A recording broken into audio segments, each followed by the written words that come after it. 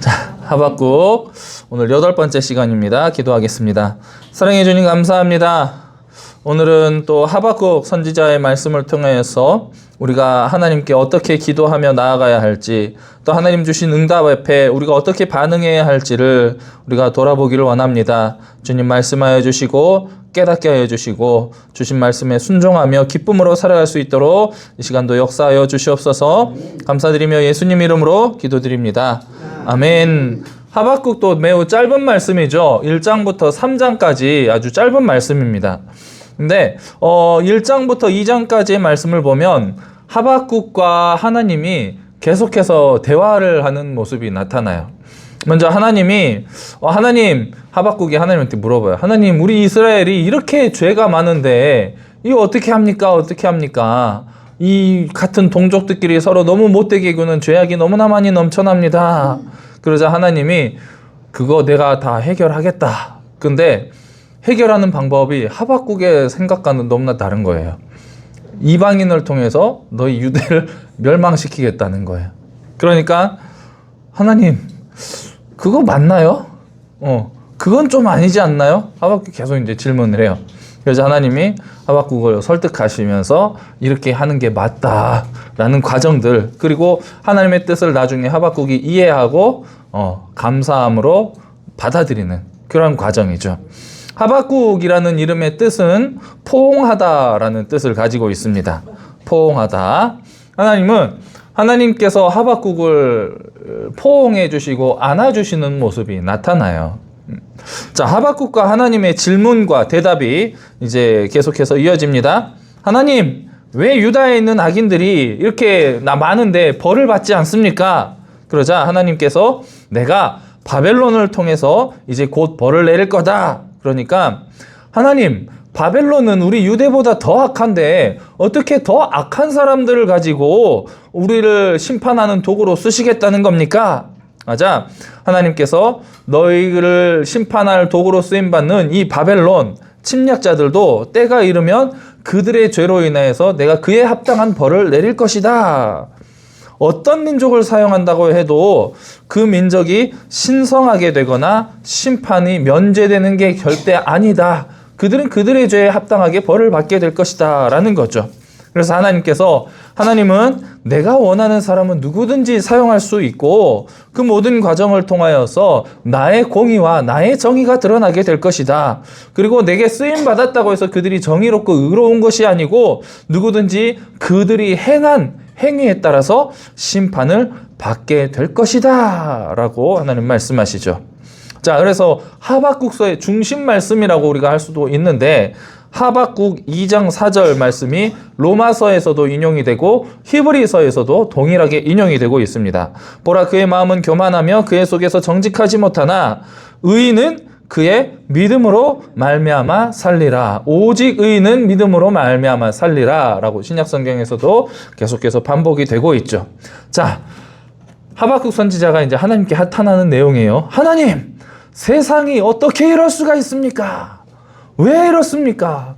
우리도 세상을 바라보면 그런 기도할 때가 많죠. 세상에 너무나 부조리하게 보이고 악한 사람들이 더 잘 먹고 잘 살고 득세하는 모습들, 그리고 선한 사람들이 피해를 보고 빼앗기고 억압당하고 정말로 어렵게 살아가는 모습들을 보면 하나님 정말 살아계십니까? 라고 한탄하면서 우리가 하나님을 향해서 원망할 때가 참 많다는 거예요.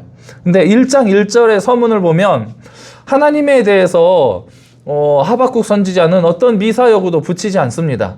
그러면서 바로 하나님께 직진하는 모습을 보여줘. 선지자 하박국이 묵시로 받은 경고라 라고 시작을 하고 있어요. 경고라는 단어가 히브리어로는 마사라는 단어를 쓰는데 이 마사라는 단어의 1차적인 의미가 뭐냐면 짐이라는 거예요. 짐. 무거운 짐을 지게 되었다. 그래서 하나님께서 무거운 짐을 우리 하박국 선지자에게 주셨다는 거죠.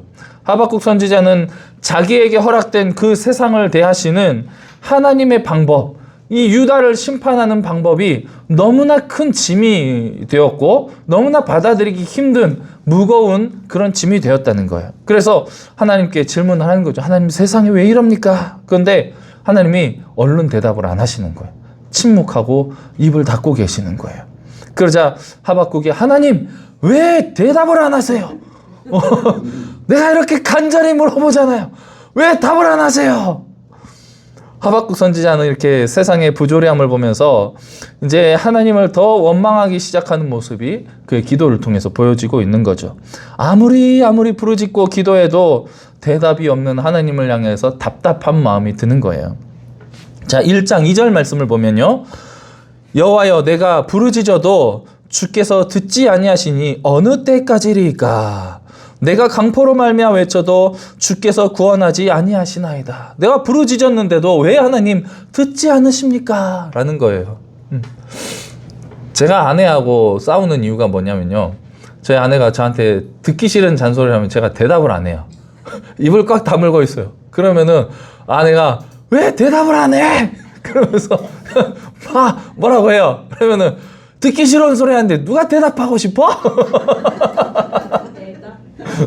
대답 안 하면 열받는 거죠. 우리 여자분들의 특징인 것 같아요. 내가 말하면 남자들은 대답을 해야 돼. 그렇죠? 장로님 어떻습니까? 그렇죠? 대답을 해야 되죠. 근데 대답하기 싫을 때가 있어요. 그러면은 입이 꽉 다물어져. 여자도 누구나, 아니 남자 여자를 떠나서 누구나 마찬가지예요. 내가 듣기 싫은 소리 하면은 입이 꽉 다물어져. 네 얘기나 나는 듣는다. 그렇죠. 우리 집에서 제일 답답한 게 저희 아들이에요. 이놈 자식은요 그냥 입을 꾹 다물고 있어 그냥. 부전자들. 그래가지고 오해를 살 때가 참 많았어요. 저희 아들이. 예를 들어서 이제 지금은 이제 그런 일이 없는데 일본에서 선생님한테 혼나고 온 거예요. 혼이 나고 왔는데 선생님이 혼낸 이유가 이제 저희 아들이 친구를 때렸다는 거야. 그래서 혼이 났다는 거예요. 근데 자초지종을 설명을 안 하는 거예요, 얘가. 그래서 집에 와서 저희가 추궁을 하고 막 물어보니까 그때 겨우겨우 입을 여는 거야. 이제 어떤 일이었냐면 자기랑 유치원 때부터 친한 친구가 있었는데 그 친구를 다른 친구가 괴롭혔다는 거야. 그래서 그 괴롭히는 친구를 자기가 막아줬다는 거예요. 막아줬는데 그 과정에서 딱 손을 잡았는데 이 잡힌 친구가 도망을 가다가 넘어졌어. 근데 선생님은 넘어져서 울고 있는 그 모습만 본 거야. 그래서 그루가 그 친구를 때렸다고 생각해서 혼을 낸 거예요. 지는 엄청 억울하잖아요. 너무 억울한데 말을 안 해, 이놈이. 선생님한테 혼나고 왔대. 그래서 근데 그 여선생님이 되게 학부모들 사이에서도 되게 무섭게 소문난 여선생님이었어요. 그래서 저희 아내가 저한테 부탁을 하는 거예요. 내가 전화를 해서 이야기를 하면 선생님이 전혀 듣지를 않을 것 같다. 그러니까 남자가 전화를 하면은 그래도 좀 통하지 않겠느냐. 그래서 저보고 전화를 해서 좀 이야기를 해보래요. 그래서 제가 전화를 했죠. 그래서 선생님한테 선생님 정말 죄송한데 자초지종을 먼저 물어보시고 확인하고 저희 아들을 혼내신 겁니까? 아니면 그냥 그 상황만 보고 혼내신 겁니까? 물어봤어요. 되게 정중하게 물어봤어요, 제가. 그랬더니 바로 대답을 못 하시다가 죄송합니다. 제가 그 상황만 봤습니다. 그러더라고요. 그래서 저는 저희 아들을 정말 믿습니다. 그래서 아이들한테 이제 집에서 물어보니고 확인해 보니까 이러해서 저희 아들이 이렇게 되었다고 합니다. 그러니까 선생님이 너무 죄송합니다. 그러면 제가 내일 그루가 학교에 오면은 제가 사과를 하겠습니다. 그래가지고 다음날 학교 갔더니 선생님이 자기한테 사과를 하더래요. 그 뒤로 저희 아들이 아빠를 믿어요. 그리고 아빠를 잘 따라요. 그전에는 아빠가 뭐라 해도 말 안 들었거든요. 근데 이게 왜 그러냐면 맨날 혼냈으니까, 아빠가 자기가 잘못한 거에 대해서 맨날 혼냈으니까. 근데 아빠가 정확한 사정을 듣고 내 편을 들어주고 확실하게 나를 이해해줘서 선생님이 나한테 사과하게 된 이 과정을 자기가 봤잖아요. 그러니까는 와, 우리 아빠 믿을만 하다, 이렇게 되는 거죠. 예수님 다음입니다. 제가 이거를 일본어로 했다는 거예요. 일본에서. 네. 아무튼 그런 과정이 있고 나서는 저희 아들이 그 다음부터는 친구들과 이런 폭력이나 갈등이나 이런 문제가 전혀 일어나지 않았어요. 우리 하나님도 마찬가지죠. 우리가 하나님을 언제 신뢰합니까? 하나님이 정말로 내 편이라는 것을 내가 확신하게 될 때, 하나님 정말로 나를 사랑하시고 내가 잘못했을 때 나를 혼내시면은 우리 정말 마음이 힘들어요. 하나님 나한테 왜 이러십니까? 왜 나한테 이런 고난을 주시고 이런 시련을 주십니까? 하지만 그 당시에는 전혀 이해가 되지 않지만 나중에 돌아보면 내가 잘못했던 것들을 하나님 깨닫게 하신다는 거야. 그게 나의 교만이었고 나의 교만으로 인해서 나의 범죄로 인해서 하나님 나를 징계하시는 거였구나라는 것을 내가 깨닫게 된다는 거죠. 근데 그럼에도 불구하고 지금 내가 이렇게 은혜를 누리고 평안을 누리면서 살아가는 것이 바로 하나님의 은혜구나. 그 하나님이 내 편이었구나라는 것을 깨달으면 우리는 하나님을 향한 신뢰와 믿음이 더욱더 깊어진다는 거죠. 그래서 하박국 선지자는 이렇게 세상에서 일어나는 여러 가지 강포의 문제들로 인해서 하나님께 기도를 하고 있다는 거예요. 자기의 안위를 위해서가 아니고 내 성공을 위해서가 아니고 이 나라를 위하여서 이 민족을 위하여서 목숨을 걸고 하나님께 기도하며 따지고 있다는 거예요. 여기서 강포라고 말을 했는데 강포라는 것은 폭력이라고 변환해서 말씀을 드릴 수가 있어요. 유다 사회 안에서 일어나는 수많은 겁탈과 강포, 변론과 분쟁들의 악한 모습들이라는 거예요. 악한 사람들이 선한 사람들을 괴롭히고 있는 이 사회를 보면서 하박국 선지자가 하나님께 민원을 넣고 있는 거예요. 청원을 넣고 있는 거예요. 번호표 막 눌러가지고 민원 담당자 하나님한테 하나님 빨리 이거 해결해 주세요. 근데 대답이 없는 거죠. 민원이 들어오면 어떻게 해야 됩니까? 바로바로 처리가 돼야 되죠. 처리 결과를 또 우리가 받아야 돼요. 국민청원서 해가지고 민원 요즘에 얼마나 많이 넣었어요. 혹시 민원 넣어보신 적 있으세요? 저는 몇 번 넣어봤는데 운전하다가 하도 너무 이상하게 운전해서 이제 사고를 유발하게 하는 이런 이제 운전자들 보면은 한 번씩 이제 블랙박스를 캡처를 해가지고 동영상 제보를 할 때가 있어요. 이제 그러면은 이제 그 경찰서나 이 구청에서 민원이 어떻게 처리되었습니다 하고 딱 카톡이나 문자로 메일로 답장이 딱 와요. 그러면은 뭐 벌금을 어떻게 했습니다. 뭐 벌점이 어떻게 부여됐습니다. 아니면 뭐 경고로 조치가 되었습니다. 뭐 이런 식으로 처리 결과에 대해서 답이 온다는 거예요. 근데 하나님은 아무런 답을 주시지 않고 계셨다는 거예요. 침묵하고 계셨다는 거예요. 너무나 답답해 미치겠는 거죠, 하박국이. 자기는 정말 하나님을 믿는 믿음을 가지고 신실한 마음으로 하나님께 기도를 했는데 아무런 답이 없는 거예요. 정의가 악을 이겨야 되는데 악한 사람들이 정의로운 사람들을 짓밟고 있는 모습을 보면 세상이 왜 이래? 세상이 왜 이래? 정말 하나님 살아계십니까? 라면서 하나님을 원망하게 된다는 거죠. 하나님 정말로 살아계시는 분이라면, 정말로 하나님이 정의의 하나님이시라면 어떻게 악이 득세하는 이 세상을 이렇게 지켜보고 계십니까? 이게 말이나 됩니까? 그래서 이 하박국 선지자가 이 하박국서를 시작할 때 뭐 하나님은 은혜로우시며 자비로우시며 인자하시며 이런 말 없어요. 하나님! 바로 지르는 거예요. 어느 때까지입니까? 언제까지 참고 기다려야 됩니까? 화가 가득 찬 모습으로 기도하는 거예요. 분노하면서. 하나님도 보는 눈이 있으면 좀 보십시오. 듣는 귀가 있다면 좀 들으십시오. 하나님. 입이 있다면 뭐라고 말씀 좀 해보세요. 답답해 죽겠어요. 하박국이 이제 바벨론의 침공으로 인해서 남유다가 멸망하기 불과 몇 해 전에 이렇게 기도를 하는 거예요. 유다 사회 전반이 무너져 있는 이 상황이 그 기도의 배경입니다. 동시대에 활동한 선지자는 누구냐면 예레미야, 나훔, 스바냐 이런 선지자들이 함께 활동을 했어요. 그러니까 유다가 멸망하기 바로 몇 년 전이라는 거죠. 하나님 제발 이 악한 상황에 빨리 개입해 주시고 이 악을 다스려 주시옵소서. 이것이 하박국의 외침이었다는 거죠. 그러니까 정말로 나라와 국민들을 백성들을 사랑하는 마음으로 하나님께 기도했다는 거예요.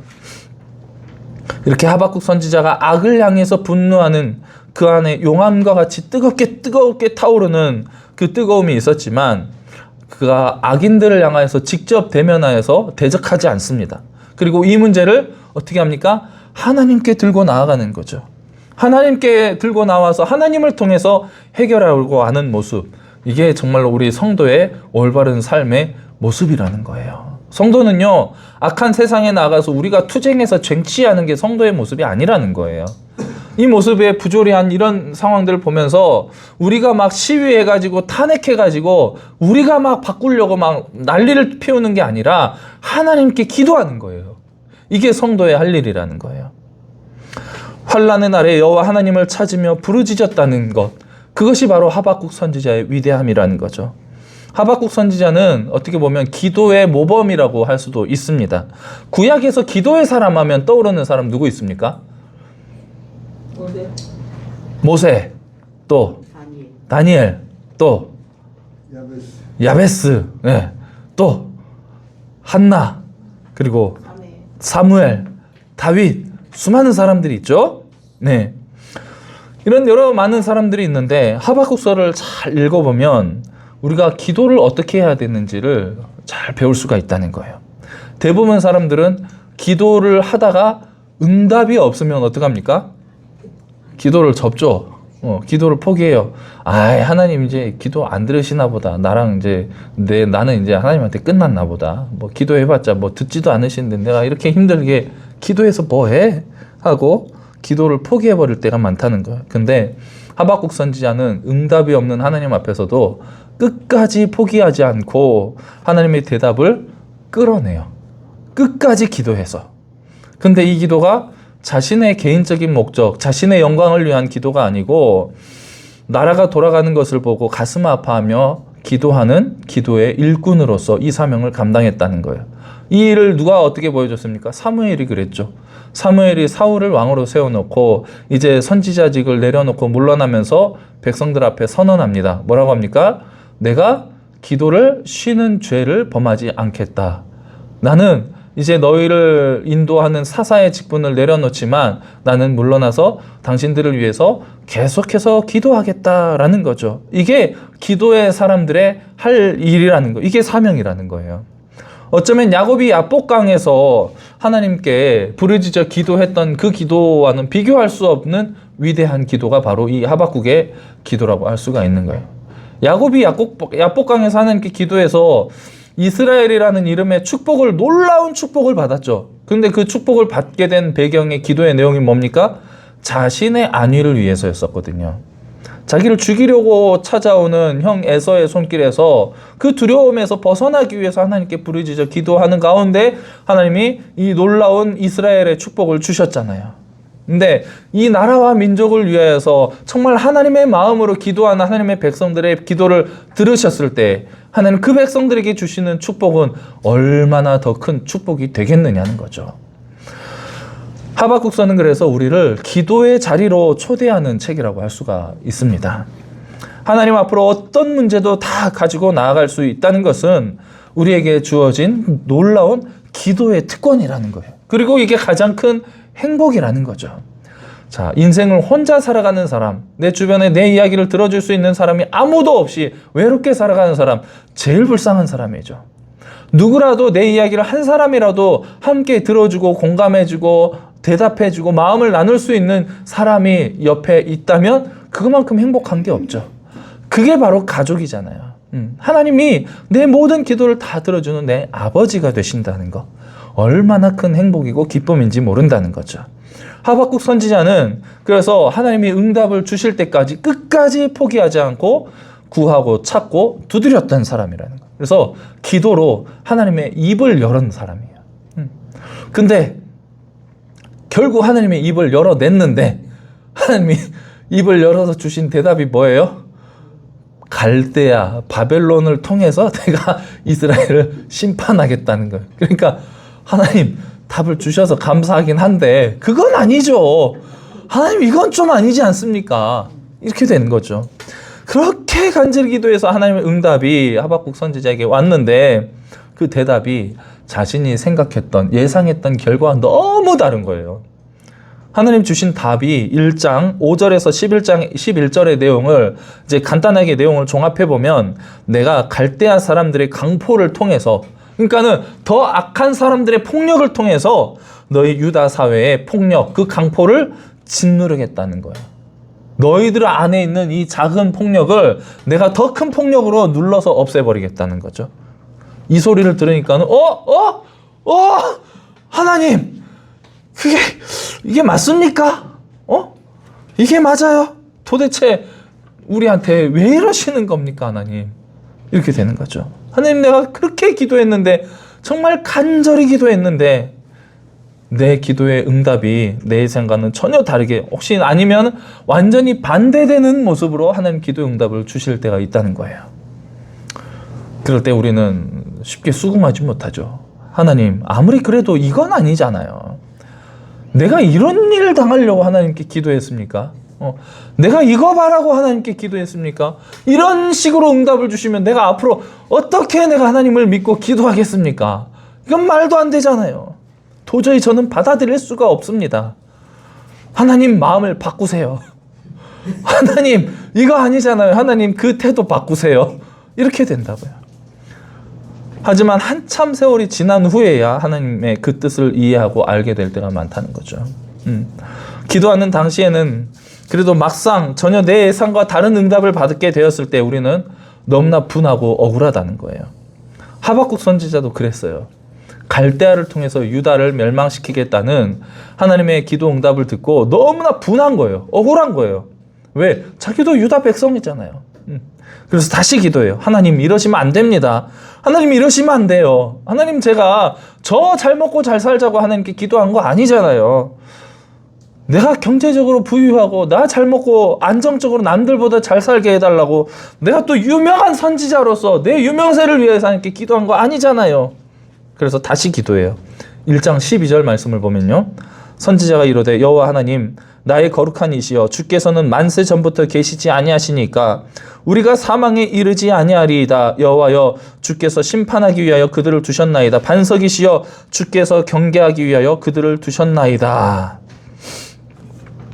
하나님의 방법이 이해가 되지 않는 상황에서도 다시 기도하는 거예요. 그래 하나님 말씀 맞습니다. 맞는데 그래도 이건 아니잖아요. 하나님 다른 방법 없어요? 다른 방법 없습니까?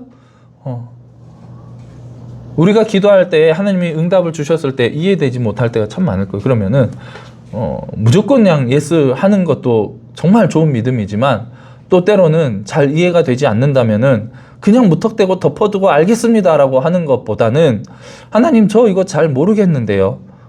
이라고 이야기를 하는 것도 좋은 기도예요. 그냥 불순종하겠다는 게 아니라 하나님 정말 제가 이해가 안 돼서 그러는데 하나님의 뜻을 다시 한번 알려주시면 안 될까요? 저 정말 궁금해서 그래요. 알게 해주세요. 기드온이 하나님께 사사의 사명을 받게 될 때 어떻게 합니까?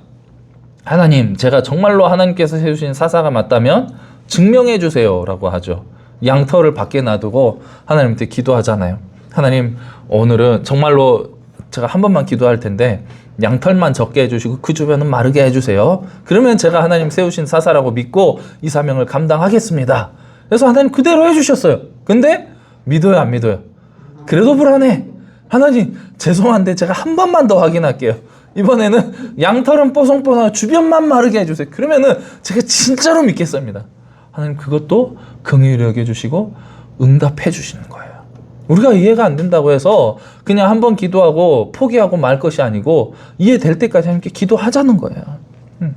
그러면은 우리 주변에서 이렇게 기도하면 너 왜 하나님한테 그렇게 따지냐? 뭘 그렇게 따지고 있어? 그냥 순종하면 되지 라고 이야기를 할 수도 있어요. 근데 그게 아니고 정말로 하나님의 마음을 더 깊이 이해하기 위해서 기도하는 기도는 하나님이 얼마든지 받아주신다는 거예요. 우리가 이 기도를 드릴 때 하나님이 좋으신 하나님이시라는 것을 기억한다면 자식이 몰라서 묻는 것을 따진다고 책망할 부모가 어디 있습니까? 근데 우리나라 부모들은 좀 그래요. 자녀가 궁금해서 물어보면은 이놈 새끼 아빠가 하라면 그냥 하지 뭔 말대꾸야 그러고 그냥 해 인마 이럴 때가 참 많죠. 우리나라 부모님들은. 근데 미국 부모님들은 그렇지 않다고 하더라고요. 저도 잘 직접 보지는 못했는데 자녀 물어보면은 다 설명을 해주고 이건 이래서 이거 이래서 이래 설명을 해준대. 요즘에는 우리나라 부모님들도 잘 배워가지고 이렇게 자녀들에게 잘 설명해주는 부모가 참 많아요. 하나님은 하박국이 이렇게 따지듯이 막 반항하듯이 물어보는 그 기도에도 버릇없다고 책망을 하지 않으세요. 하나님의 하박국의 마음을 다 알고 계셨던 거죠. 그래서 하나님은 친절하게 그분의 뜻을 하박국에게 하나하나 설명을 해주시는 거예요. 내가 갈대아를 통해서 이스라엘을 책망한다라는 이 말씀을 들었을 때 하나님 이 응답을 들었을 때 사실 하박국은 많이 당황스러웠죠. 유다 사회의 폭력을 더 큰 갈대아의 폭력으로 다스린다는 게 말도 안 되는 거잖아요. 아무리 유다가 부패했어도 우리 안에서 해결이 되어야지 이방인들을 통해서 저 구원받지 못할 자들을 통해서 우리보다 더 악한 자들을 통해서 우리 유다를 심판하신다는 게 말이 됩니까? 그래서 1장 17절에 이렇게 질문하는 거죠. 그가 그물을 떨고는 계속하여 여러 나라를 무자비하게 멸망시키는 것이 옳으니까. 이 바벨론이 그물을 떨어내듯이 다른 나라 정복하듯이 유다를 정복해서 우리를 괴롭히는 게 말이 됩니까? 라는 거예요. 그러면서 하나님을 설득하려고 하는 거예요. 하박국이. 우리는 모두 기도할 때 꿈을 가지고 기도하죠. 내가 이루어질 소망에 대한 간절한 기대감을 가지고 이거 내가 기도하면 주시고 오르겠지. 기도해서 우리 집값 좀 오르겠지. 부동산 좀 좋아지겠지. 기도하면 우리 남편 연봉 좀 오르겠지. 여러 가지 꿈을 갖고 기도하면 우리 자식 취업의 길이 열리겠지. 좋은 대학 합격할 수 있겠지. 공부 잘하게 되겠지. 근데 그 꿈이 이루어지지 않을 때 어떻게 합니까? 우리 마음이 상당히 불편해요. 하나님 믿으면 잘 살아야 되지 않아요? 근데 우리 자식 꼬라지가 왜 이렇습니까? 그런 기도하게 되고 그러면서 기도를 포기할 때가 참 많다는 거예요. 마귀가 하는 일이 바로 그거예요. 우리가 기도를 포기하게끔 만든다는 거죠. 우리가 기도할 수 없게끔 만들고 기도를 포기하게끔 우리를 유혹한다는 거예요. 그래서 우리 유명한 찬양이 있죠. 이제 역전되리라는 찬양. 기도를 멈추지 마라 눈앞의 상황이 이렇게 해서 찬양하는 그 찬양들 있잖아요. 너 기도를 멈추지 마라 내가 이렇게 해서 기도를 멈추지 마라 하면서 찬양하는 그 찬양 있잖아요. 우리는 기도를 멈춰서는 안 된다는 거예요. 기도가 하나님과 대화하는 것이라고 말씀드렸죠. 기도가 근데 많은 사람들이 내 소원을 이루는 것이 기도라고 착각하는 경우가 많아요. 근데 기도는 반대로 하나님과의 대화를 통해서 이렇게 계속 하나님께 주고받는 거예요.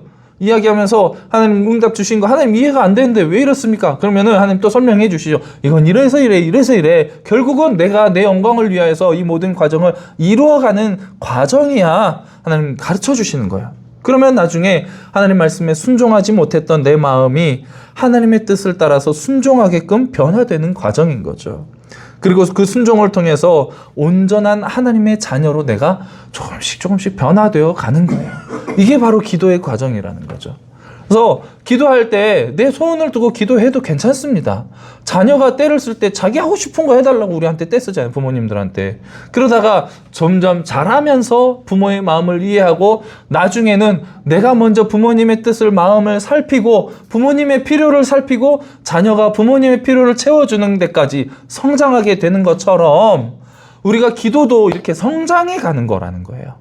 처음에는 내 필요와 내 유익을 위해서 기도를 하다면서 이렇게 하나님과의 대화를 통하여서 점점 하나님과의 친밀함이 깊어지고 기도의 깊이가 깊어지고 넓어질수록 하나님의 뜻을 깨닫게 되고 내가 하나님의 뜻을 이해하게 되고 그러면서 정말로 하나님 말씀에 순종할 수 있도록 내가 변화되어 가는 것이 바로 기도라는 거죠.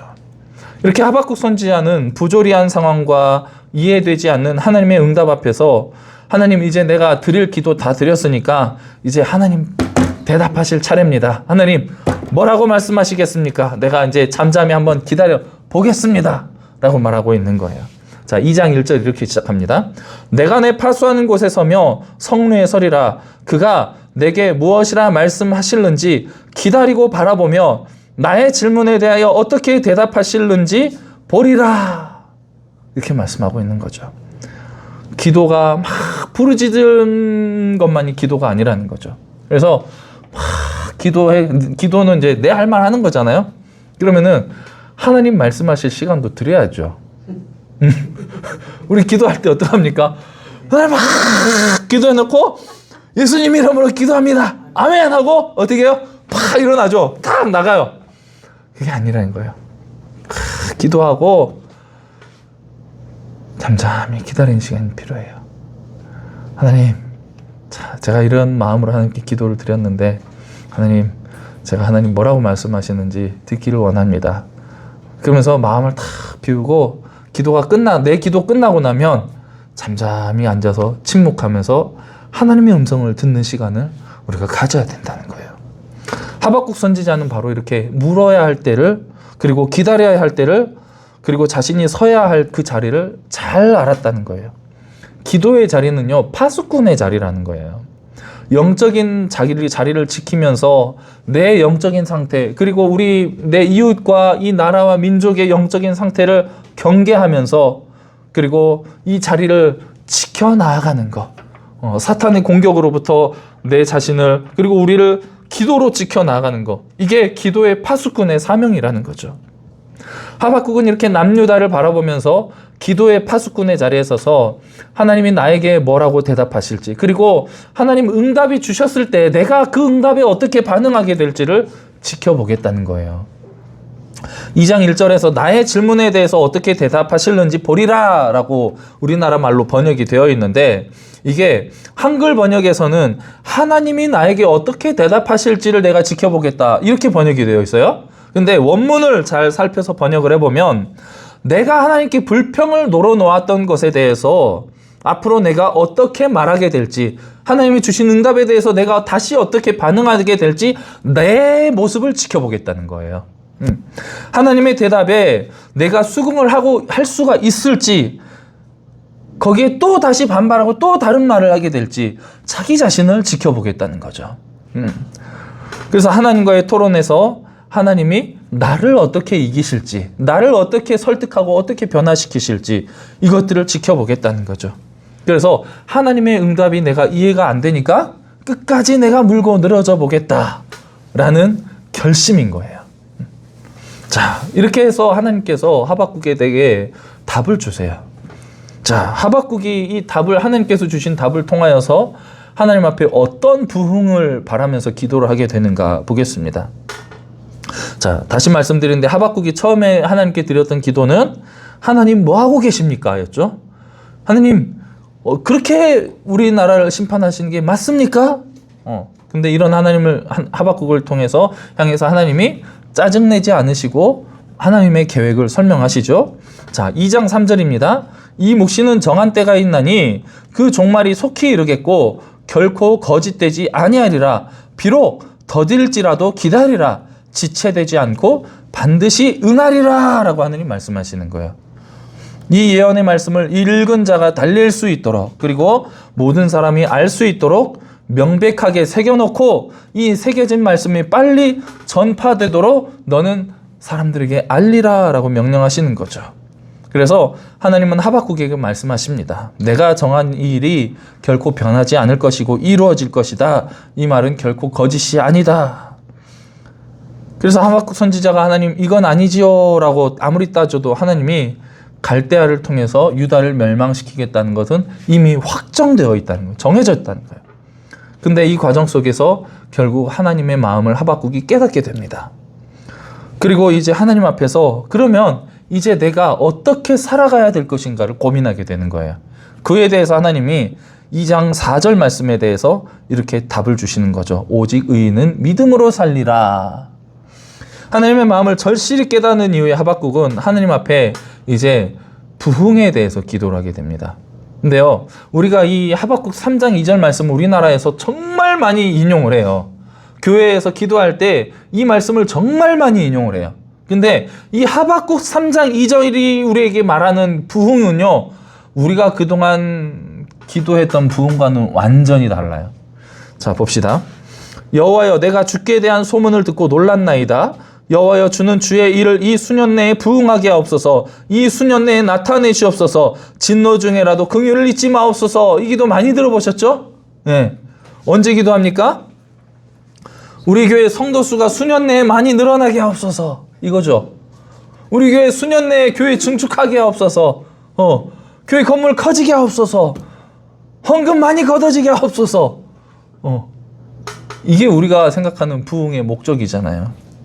근데 하박국 선지자는 하나님과의 기도와 대화의 과정을 통해서 하나님이 어떤 분이신지, 그리고 하나님이 내리실 이 심판이 어떤 의미를 가지고 있는지를 깨닫고 난 이후에서 이제 세상이 돌아가는 일에 방관하고 계셨다고 생각했던 하나님이 사실은 그게 아니고 방관하고 내버려 두셨던 게 아니고 하나님의 시간과 하나님의 때를 따라서 공의로 세상을 심판하시는 분이라는 걸 깨닫게 되었다는 거예요. 그리고 구체적으로 여호와 하나님이 남유다의 패역을 그보다 더 패역한 갈대아를 통해서 심판하시고 거기서 끝나는 게 아니라 갈대아라는 이 바벨론 또한 하나님께서 더 큰 심판으로 그들을 책망하실 것을 깨닫게 되면서 결국은 온 세상이 하나님의 영광을 찬양하도록 만들게 이 모든 과정이 이루어지고 있다라는 것을 깨닫게 된 거예요. 그래서 2장 14절 말씀을 보면 이는 물이 바다를 덮음같이 여호와의 영광을 인정하는 것이 세상에 가득함이니라 라고 고백을 하고 있는 거죠.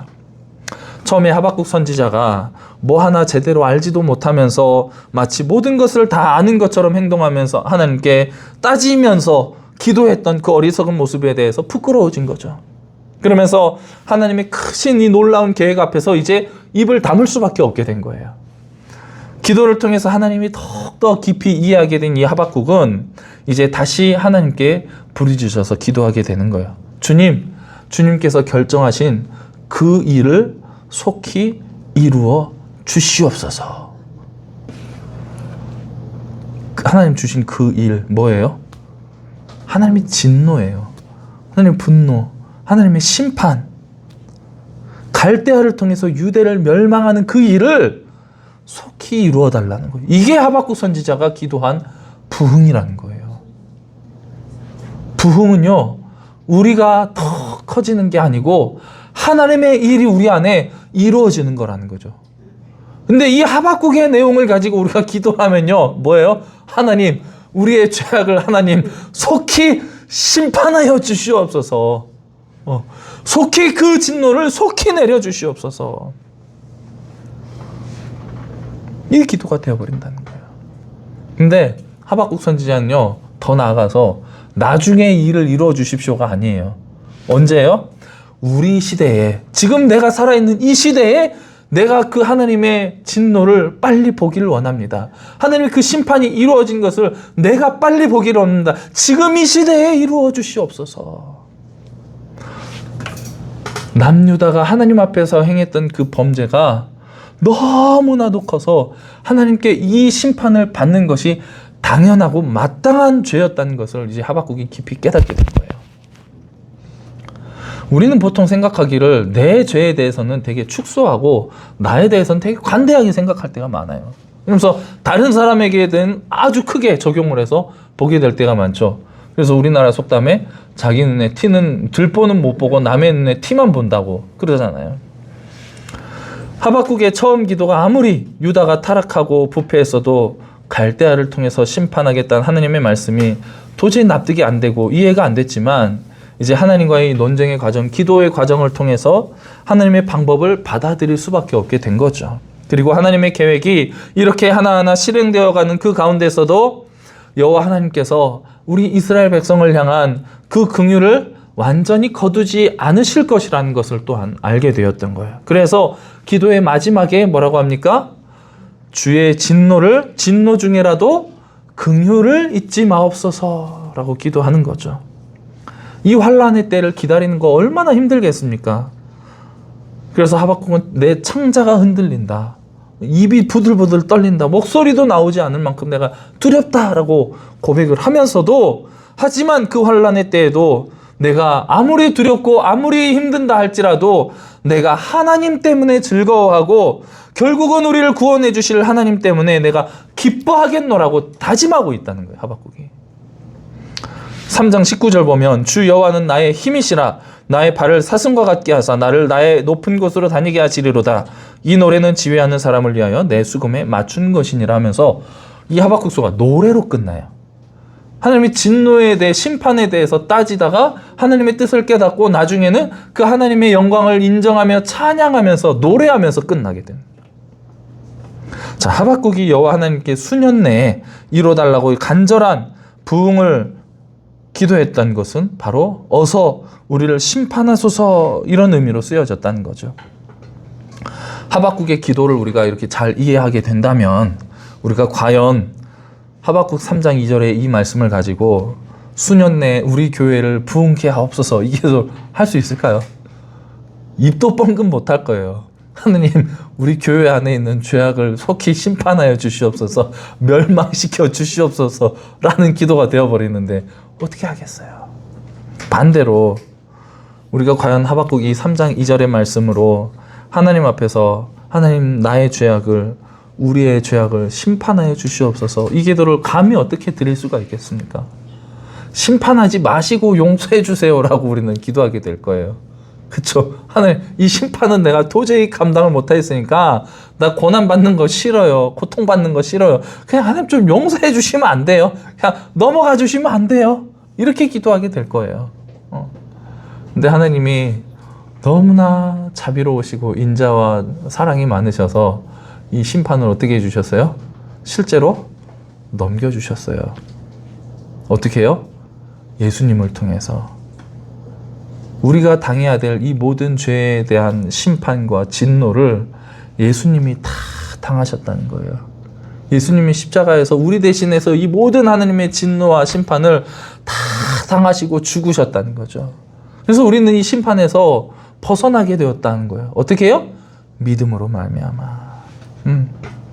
그래서 마지막 결론이 오직 의인은 믿음으로 말미암아 살리라. 의인은 자기 믿음으로 산다는 거죠.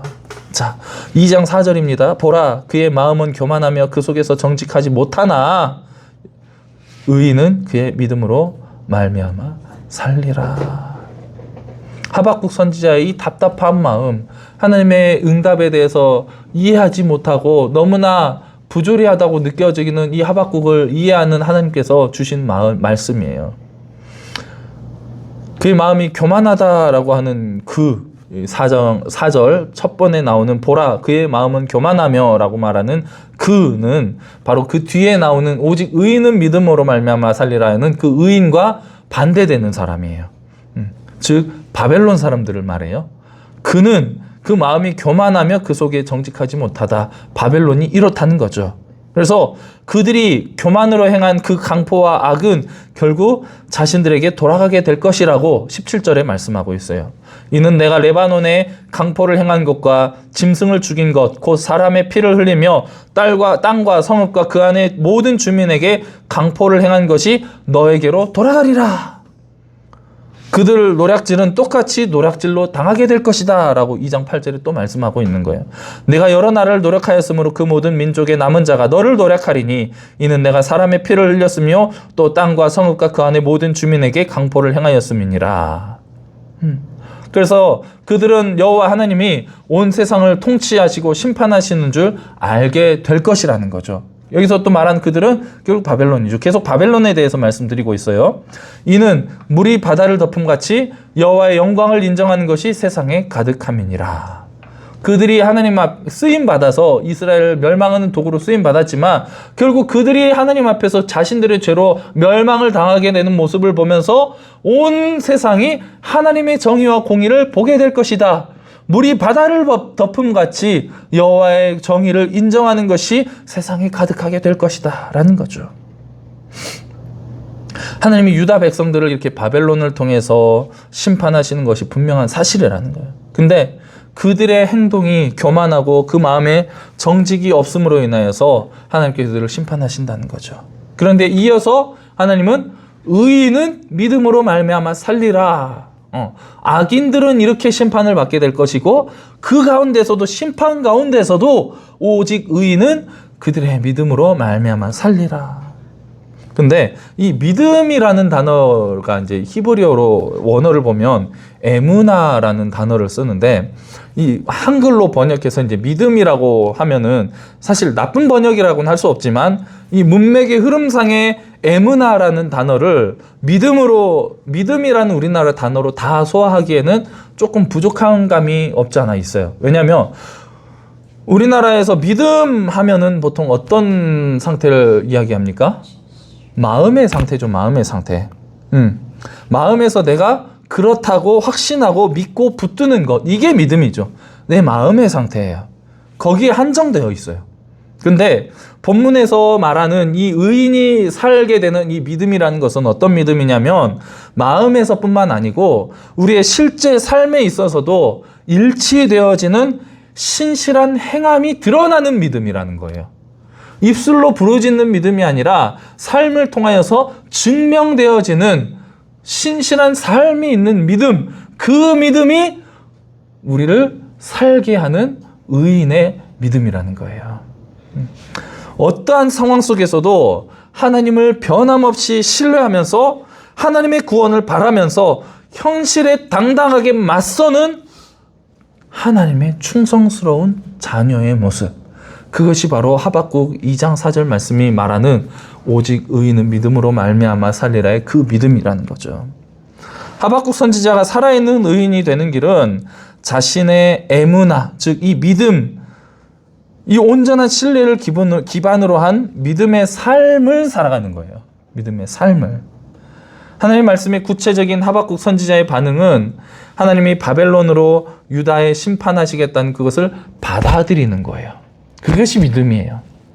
처음에는 악한 무리들인 갈대아 사람들이 어떻게 유다를 심판하는 도구가 될 수 있는지에 대해서 반감을 가지고 한탄하면서 하나님께 따졌지만 이제 의인은 믿음으로 말미암아 살리라는 이 하나님의 말씀을 듣고 마음이 변화된 거예요.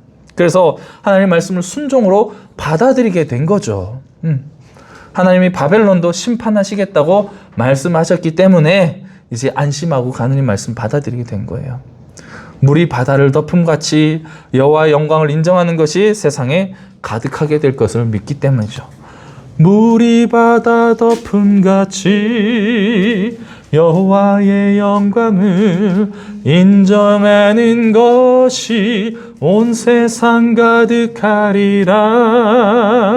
물이 바다 덮음같이, 물이 바다 덮음같이, 물이 바다 덮음같이. 이 하박국서의 내용을 보면요, 하박국이 찬양한 내용의 찬양들이 우리나라 찬양으로 다 만들어져 있어요.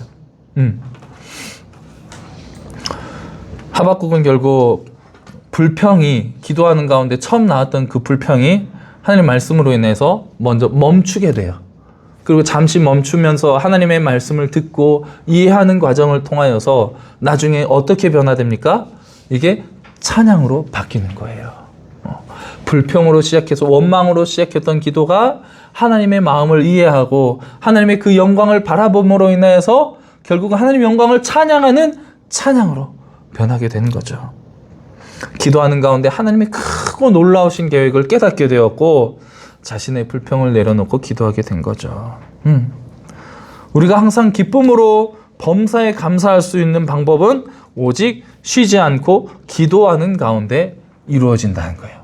그래서 데살로니가전서 5장 16절 17절 말씀 우리가 잘 기억하죠? 뭐예요? 항상 기뻐하라. 쉬지 말고 기도하라. 범사에 감사하라. 이것이 그리스도 예수 안에서 너희를 향하신 하나님의 뜻이니라. 기도를 통해서 기쁨과 감사가 이루어질 수 있다는 거예요. 그래서 가운데 중간에 기도가 들어가 있는 거예요. 기도는 우리의 절망을 희망으로 바꿔줍니다. 불평을 감사로 만드는 힘과 능력이 있는 게 바로 기도라는 거죠.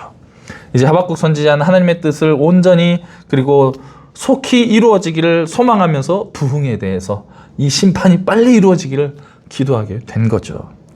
하나님의 진노로 인해서 심판하시는 그 하나님을 보면서 눈앞에 닥쳐오는 유대의 멸망을 바라볼 때 너무나 큰 두려움이 나를 엄습하고 짓누르지만 비록 창자가 흔들리고 입술이 버들버들 떨리지만 내가 모든 것을 다 잃어버리게 될 것을 알지만 그럼에도 불구하고 하박국 선지자는 하나님만이 나의 구원이시라는 사실을 붙들고 나의 구원 되신 하나님을 붙들고 하나님을 즐거워하며 이제 내가 하나님을 기뻐하겠다고 결단하면서 찬양하게 된다는 거예요.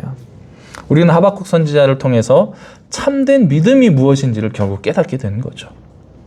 기도로 알 수 없는 고통에 무너질 것이 아니고 그 고통을 허락하신 하나님을 끝까지 우리가 믿음으로 붙들어야 한다는 거예요. 기도하는 과정이 아무리 힘들어도 이 기도의 과정을 잘 이겨내고 인내하며 결국은 하나님을 찬양하는 삶을 살아가게 된다는 것을 우리가 믿어야 된다는 거죠.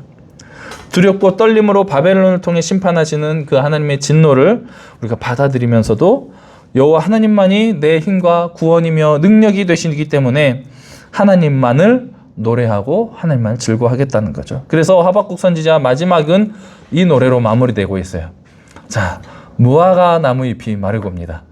무화과 나무 잎이 마르고 포도 열매가 없으며 감람나무 열매 없으며 논밭에 소출이 없어도 우리의 양떼가 없으며 외양간 송아지 없어도 난 여호와로 즐거워하리 난 여호와로 즐거워하리 난 구원의 하나님을 인해 기뻐하리라. 이 고백이 그냥 나오는 게 아니에요.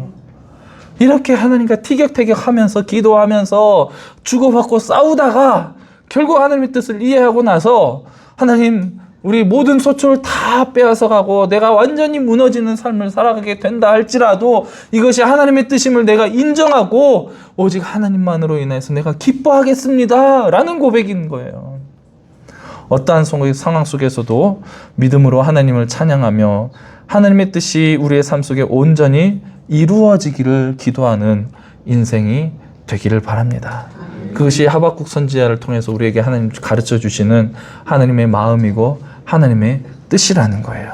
그래서 우리 이 찬양 혹시 기억하십니까? 주님의 시간에 주님의 시간에 아름답게 모든 것 변하리 주님 나의 갈 길을 인도하여 주시니 주의 뜻을 따라서 살리라 하면서 주님의 시간에 하나님의 뜻에 따라서 하나님의 시간을 따라서 우리 안에 모든 공의와 사랑과 정의를 이루어 가시는 그 하나님을 우리가 기도를 통해서 바라보아야 되고 기도하는 가운데 하나님의 뜻을 깨닫게 되고 하나님의 뜻을 깨닫게 되면 결국은 내 상황과 상관없이 하나님을 찬양할 수밖에 없는 것이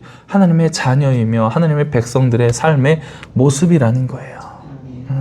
하박국 선지자를 통해서 우리의 삶을, 우리의 믿음을 정말 아름답게 세워나갈 수 있는 저희 여러분의 삶이 되시기를 간절히 축복합니다. 이렇게 하박국서를 마치도록 하겠습니다. 감사합니다. 애쓰셨습니다.